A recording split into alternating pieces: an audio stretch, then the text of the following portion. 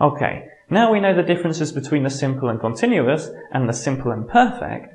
Let's now have a look at the differences between the perfect and the perfect continuous. To start thinking about what the differences might be, I'm going to show you 3 sets of sentences, and what I'd like you to think about is the differences between them. In which context would you say the first sentence and not the second, and vice versa? Please pause the video for as long as you need so you can think about those sentences carefully.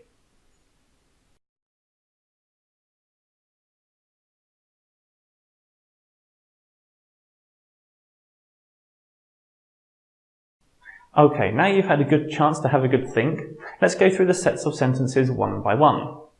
I have waited for 10 minutes focuses on the completion of the activity. If you remember the last unit where we looked at the emphatic have, this is quite similar. Here you're simply stating that the activity was done and has been completed. I've been waiting for 10 minutes stresses the time that you started the activity, in this case waiting, until now.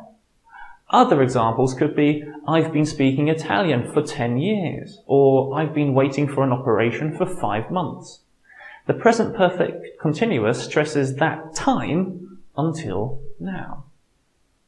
In the second set, we can see that the partner is in a furious mood. If we consider the first sentence, we might have a reason why, but it might not be the only reason. There could also be other factors. The use of the perfect continuous, however, definitely links the 2 issues together. The result, the partner's fury, is caused by an action, the fact that he was shouting at the young lawyer. We use the perfect continuous to link a cause or evidence to a result. In the same way we might make a deduction as to what happened. For example, if you have red eyes and wet cheeks, I would ask, have you been crying? Not, have you cried? In the last set, the perfect form suggests the action, in this case the learning, has stopped. That is, you're no longer learning. The use of the continuous stresses a process which has lasted up till now. We understand that you are still learning. Another example would be, the roadworks around Warsaw have been going on for ages. The process is continuing until now. We must always bear in mind that the most important thing about the perfect is the connection of time to now or time context. This exists in both the perfect and the perfect continuous. The question is how we interpret that time connection.